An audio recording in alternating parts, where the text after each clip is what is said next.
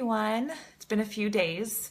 No, I'm not going to give you an update on my eating plan, although I have been getting messages asking me for that. I will do that at some point, but I think I need a little more time with it to give you some more good, hopefully good news. But I have been staying on track. So actually, I wanted to talk to you about something that I encountered quite recently, which was a conversation where I shared with somebody something that I had been through, an experience, and it was something that definitely left me very raw. And to be honest, I wouldn't have been comfortable to share it in this forum at all if it weren't in my rearview mirror. But it is, so I am. But the whole point of this conversation is actually so that I can share with you the importance of conversations like this. Okay, so basically my story is I was the beneficiary of a great Jewish education, and I always wanted to pay it forward since I was a young adult. And I felt that the more positive impact I could make and to spread a sort of a light, the more my life would find meaning, and the more I'd be able to hopefully help others in the same way that my life was so enriched. So I worked at various Jewish outreach institutions and Jewish educational institutions, and I basically did anything that anyone would offer me in order to impact the Jewish people in a positive way, which was great.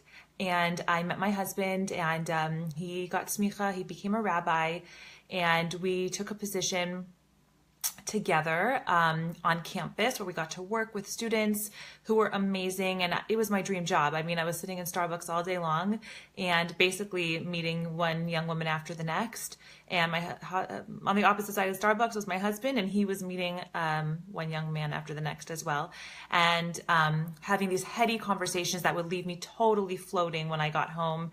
And Shabbat was like this time when my house was just really bustling and moving and busy, and I was able to host a ton of people, and I felt like I was doing something that had so much meaning and charge to it. And when we weren't doing that, my husband and I were walking around on campus trying to connect with more students, and it was just this time when I saw so many dreams that I had come into fruition, and it was like, oh, I made it. Have you ever had that feeling like, oh, I made it? I had that feeling a few times in my life.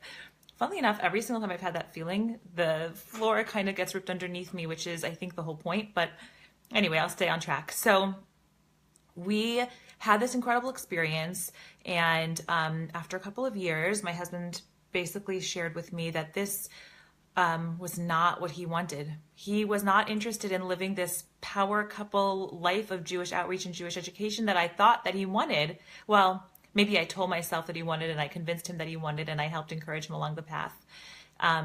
But he wanted to be involved, and he wanted to be connected, and he wanted to be doing certain rabbinical things, but not like this, not in this form, and it just wasn't the picture that he saw. So what turned out to be my dream job turned out to be something that he didn't feel played to his strengths, and he didn't feel he was getting as much fulfillment as he wanted out of it. He wanted to explore other things.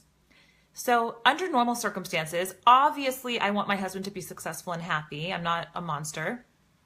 But under these circumstances, I was beside myself because I wasn't going to get hired by myself to do it. This was a couple's position. We were a package deal.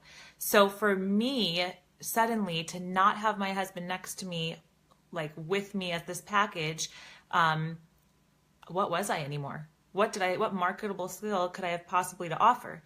And, how could I ever affect positive change in the world without him with me by my side?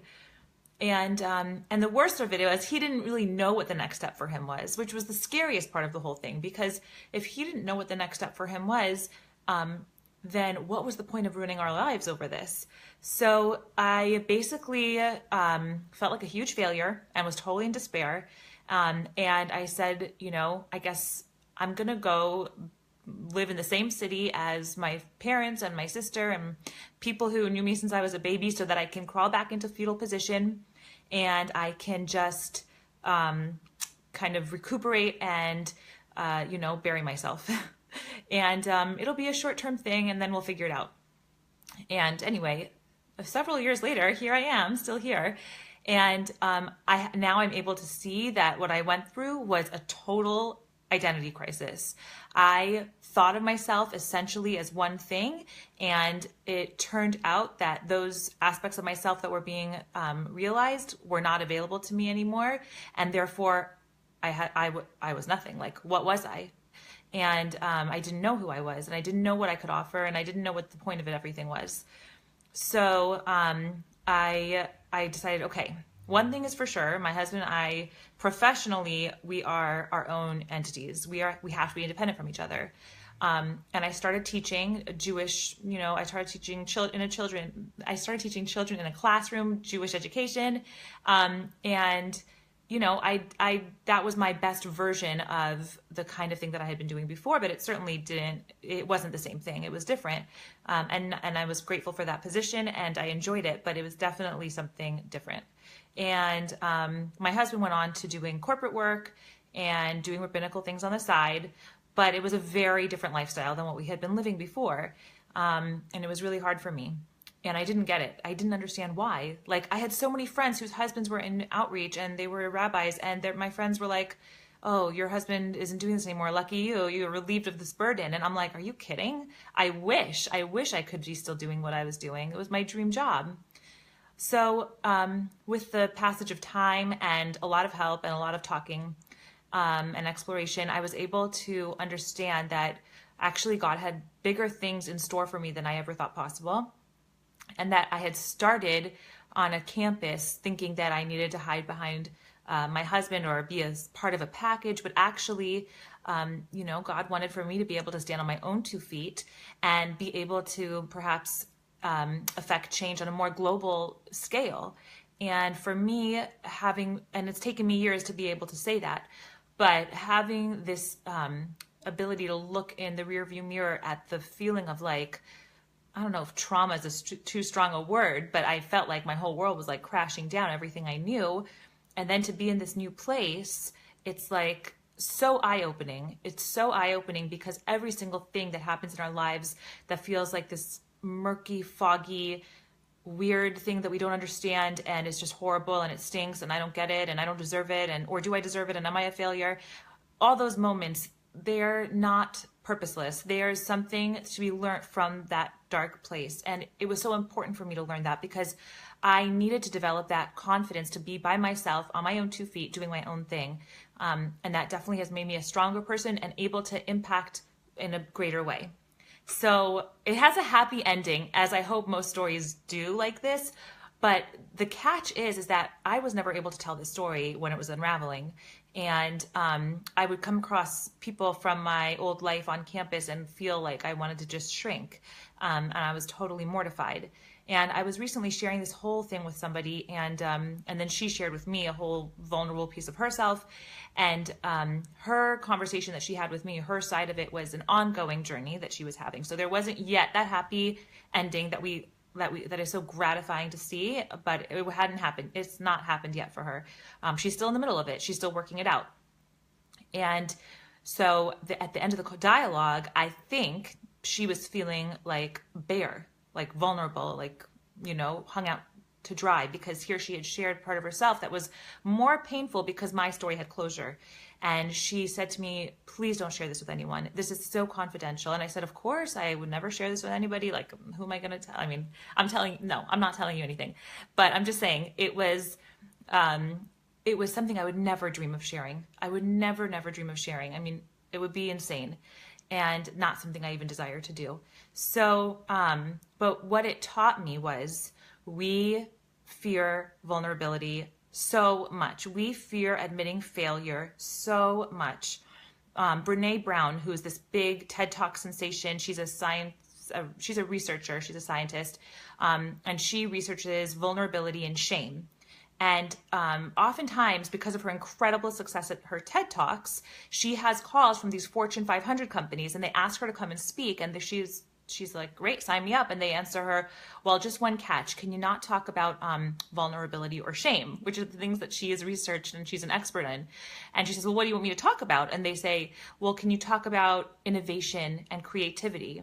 And she said, well, I'd love to, but the birthplace for innovation and creativity is vulnerability. And you can't be vulnerable if you're not willing to talk about shame. So let's define shame. It'll take me literally 2 seconds. The difference between shame and guilt is this. Guilt is when you mess up and you say, I messed up, I failed. Shame is when you say, I am a mess up, I'm a failure.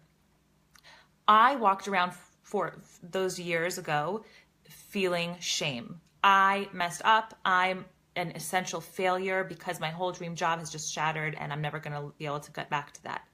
So that shame that I couldn't talk about was exacerbated because I couldn't share. And when you can't share your vulnerability, then you start to feel shame. And if you can share your vulnerability, then you usually, with the right people, get empathy, which engenders amazing things like sharing more and failing more and trying more. You know how important it is, and a friend recently helped really bring this home to me, how important failure is. We have to love it and embrace it. And my rabbi used to tell me this when I was like 18 years old and I didn't get it. But we need to be so much more afraid of failure.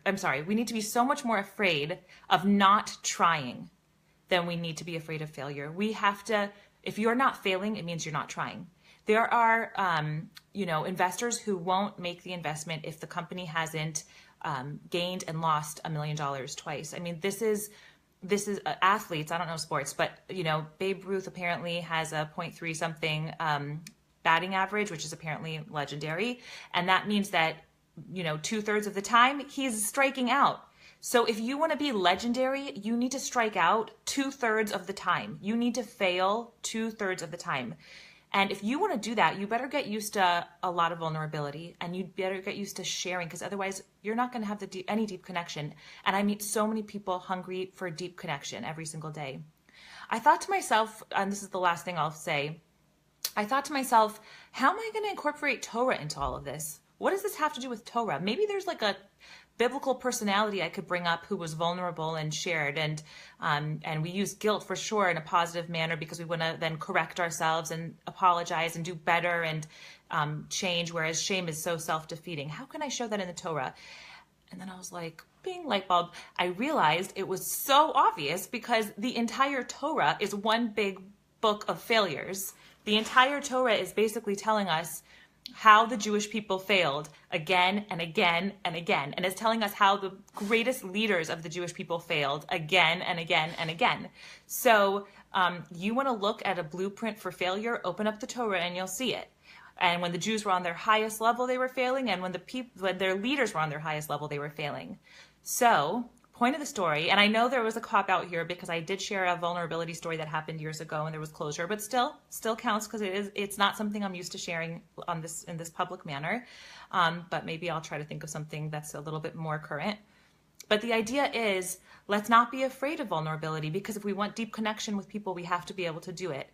And let's also not be afraid of failure, because without it, we're never going to be able to make a positive change. Okay? I hope everyone enjoyed. And, fail on. Bye, guys.